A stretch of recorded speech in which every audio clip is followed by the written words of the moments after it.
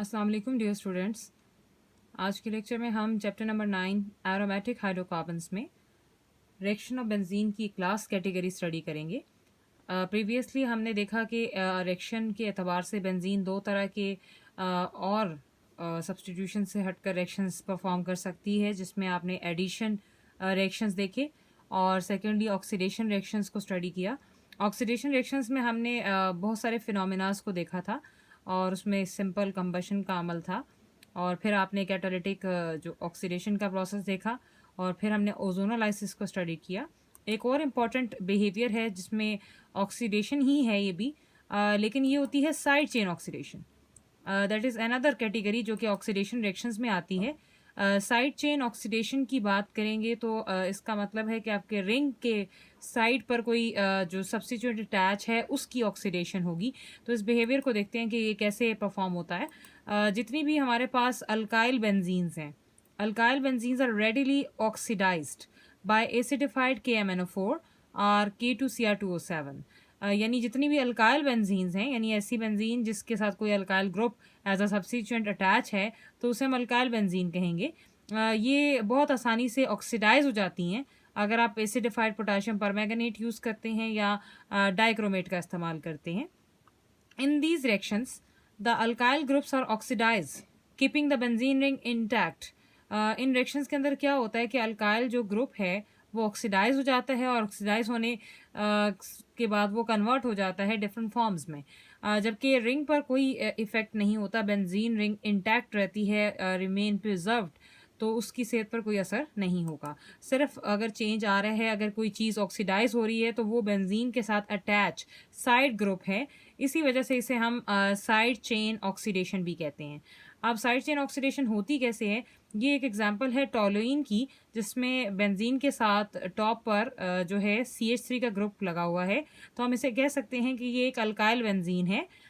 ये एक methyl benzene है बाय नेम, और स्पेशली इसे टोलुइन कहते हैं। और अगर आप इसकी नेचर को देखें तो ये आपके पास कुछ इस तरह से है कि अब इसमें जो रिंग है उसके साथ एक सब्स्टिट्यूएंट एक कार्बन पर मुश्तमिल अटैच है। तो अब अगर आप ऐसे कंपाउंड की, ऐसे नौइयत के कंपाउंड की ऑक्सीडेशन करेंगे, तो ऑक्सीडेशन के लिए नेसेंट ऑक्सीजन रिक्वायर्ड होती है, और 3 नेसेंट ऑक्सीजन को यूज़ करते हैं। आपको पहले भी बताया था कि नेसेंट ऑक्सीजन बहुत ज़्यादा रिएक्टिव होती है, ये फ़ौरन से रिएक्शन करेगी। और कंडीशन ये आ कहाँ से रही है, पोटाशियम परमैंगनेट, इसकी मौजूदगी में ये काम होता है।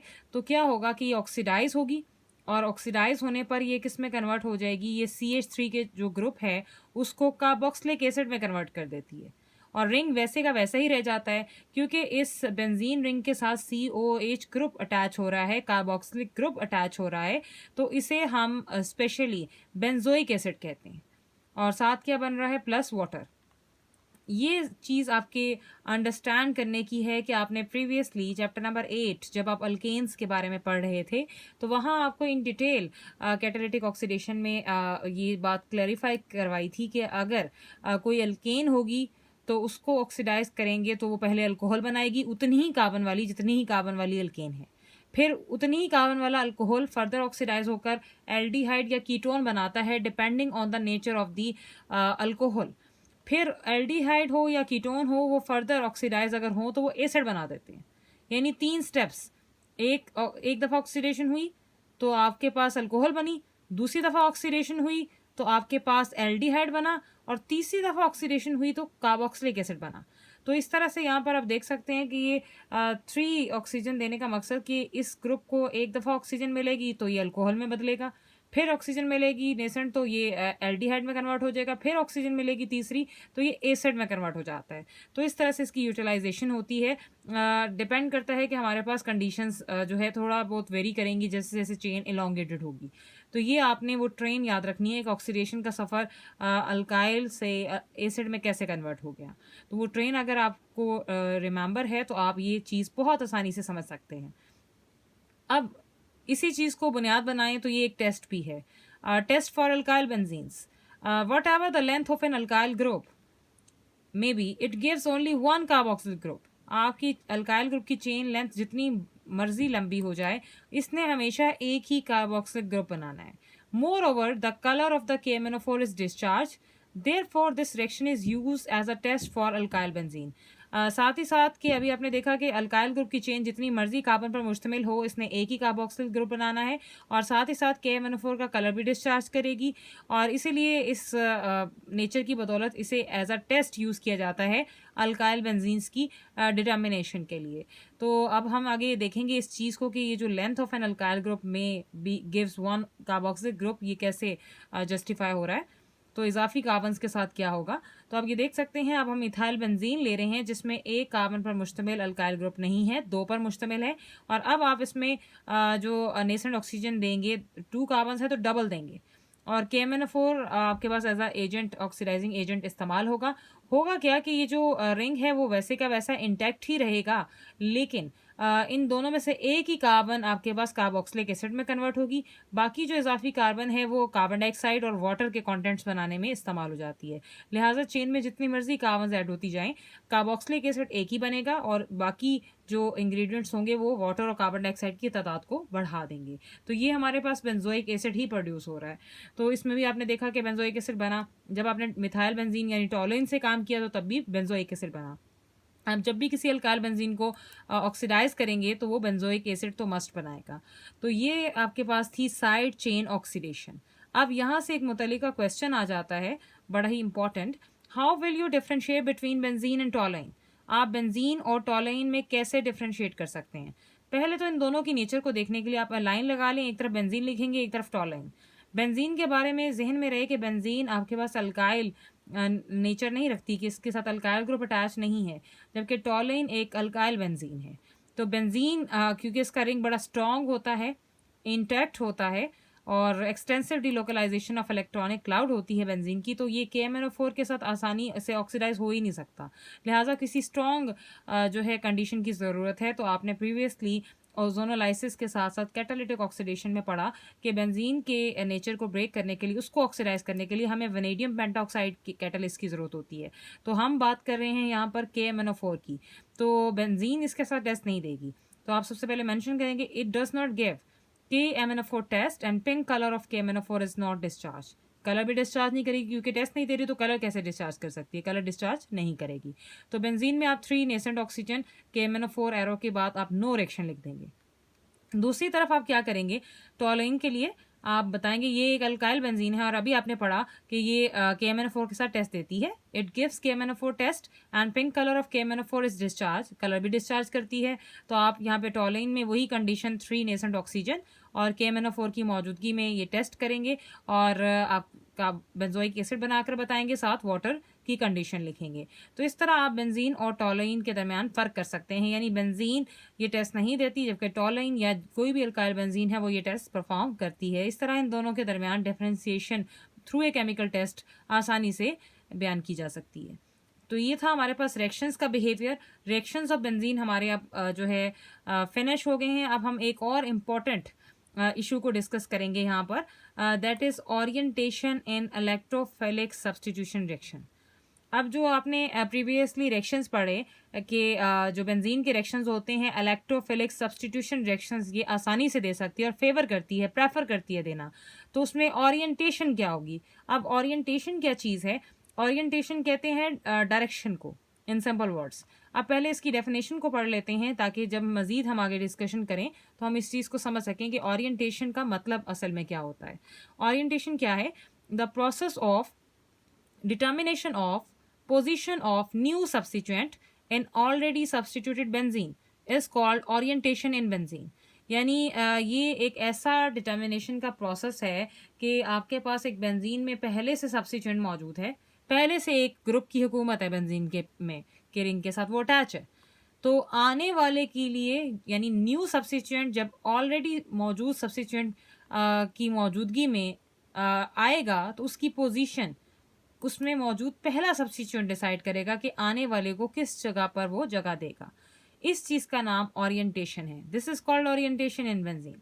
सिंपली कि आपके जो है एरिया में बेंजीन के जो 6 कार्बन्स हैं उसमें किसी भी एक कार्बन पर अगर कोई ग्रुप पहले से मौजूद है तो नेक्स्ट आने वाला सेकंड जो ग्रुप होगा वो फर्स्ट की नेचर के अकॉर्डिंग किस रिंग में किसी भी पोजीशन पर जाकर अटैच होगा, इस चीज़ को ओरिएंटेशन कहते हैं, इस चीज़ को कहते हैं डायरेक्शन देना, इस चीज़ को कहते हैं डायरेक्टिव इफेक्ट, यानी इसी चीज़ को हम कहते हैं कि ऐसे ग्रुप्स, ऐसी नौइयत के जो आपको डायरेक्शन दें।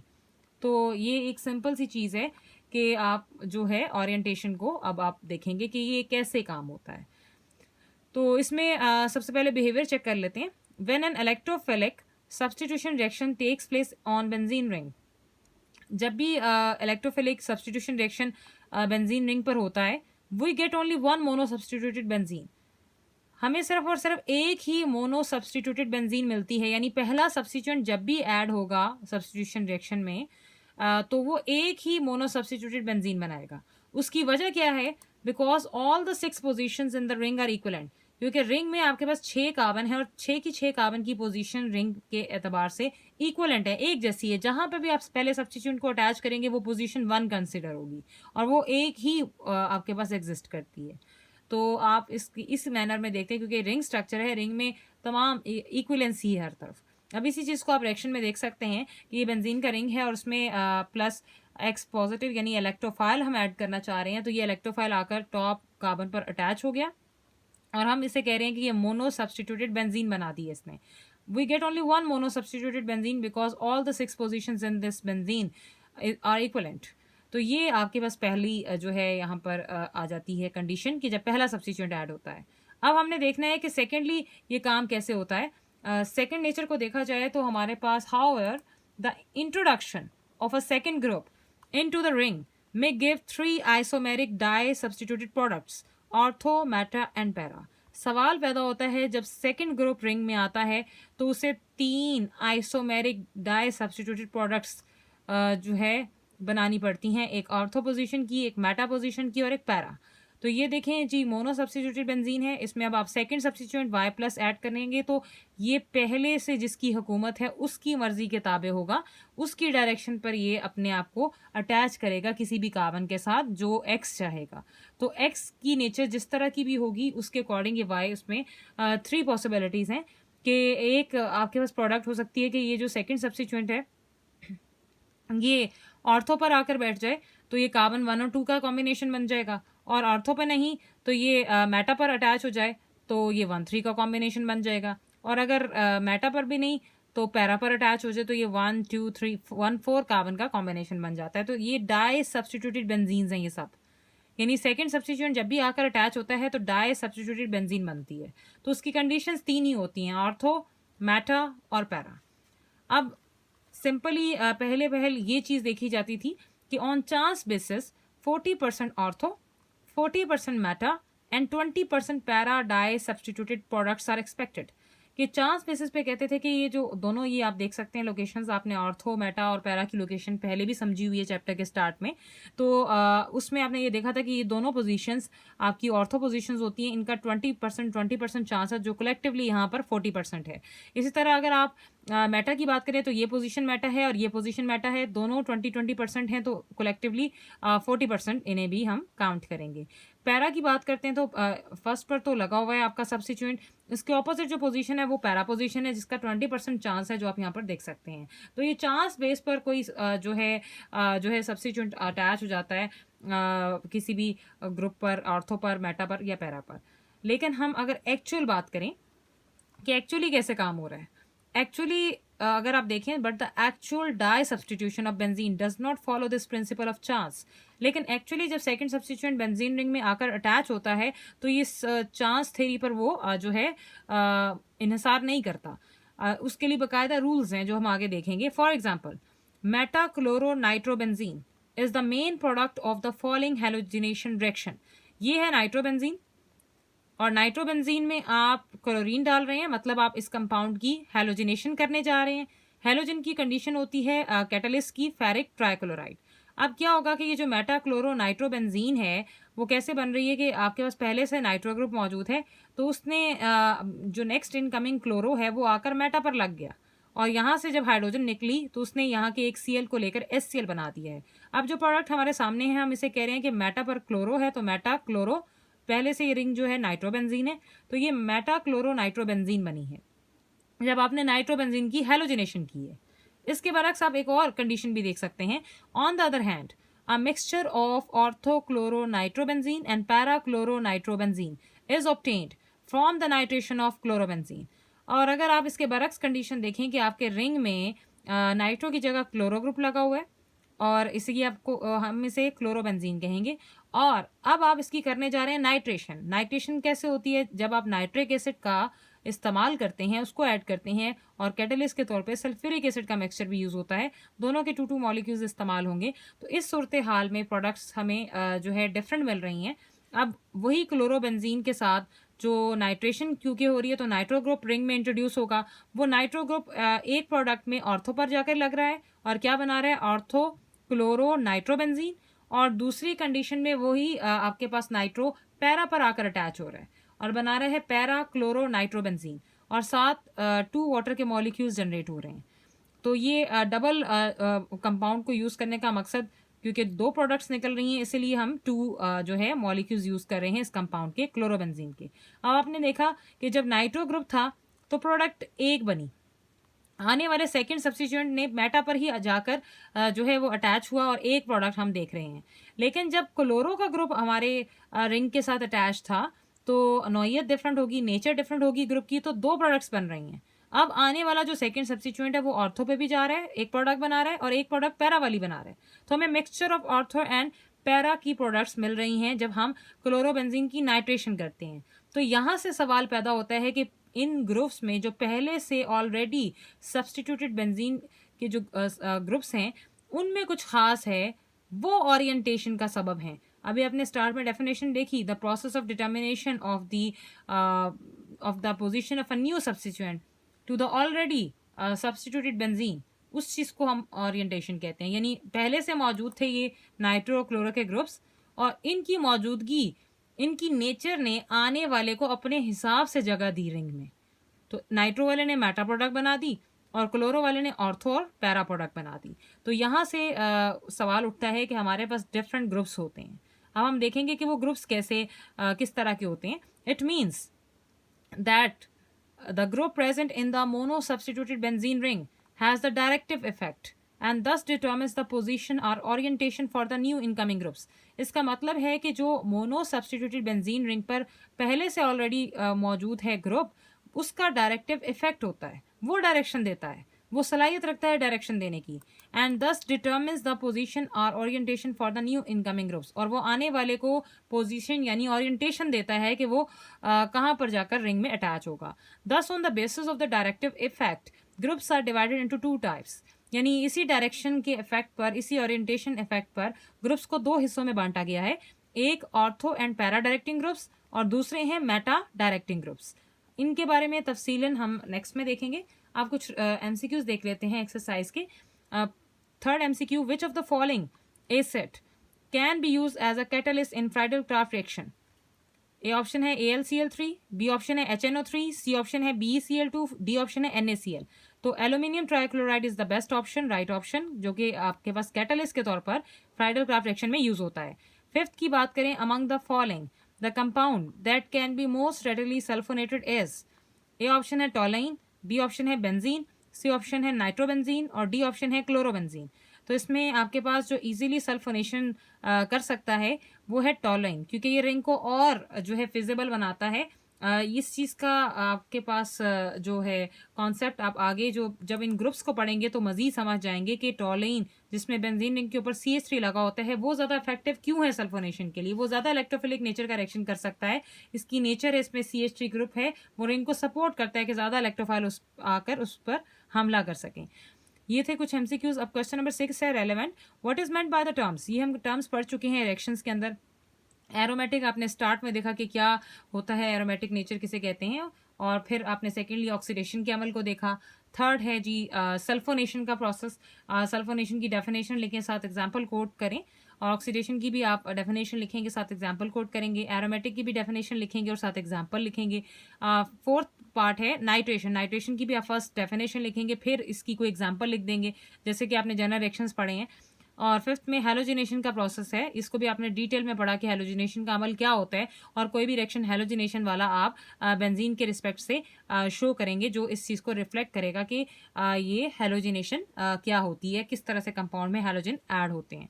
तो this is all about for today. और मज़ीद जो है इसके जो कॉन्सेप्ट्स हैं उनको अच्छी तरह ज़हन नशीन करने के लिए बार बार रिटन प्रैक्टिस कीजिए, अपने जो टॉपिक्स की उनको बुक से भी सर्च कीजिए और साथ लेक्चर्स भी लीजिए ताकि आपको आसानी हो। Best of luck.